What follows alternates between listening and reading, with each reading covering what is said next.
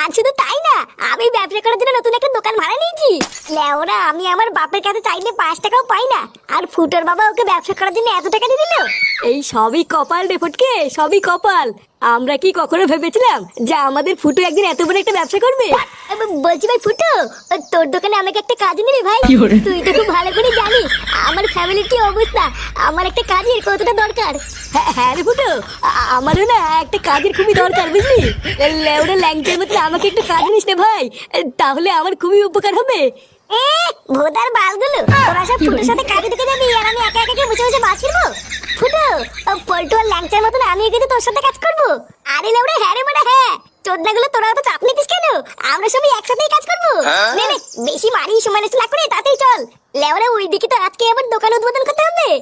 কি বলছিস রে ফুটো, আজকেই তো দোকান উদ্বোধন হবে? হ্যাঁ রে লেওরা, তা নাই তো কি বলছি, তাড়াতাড়ি চল।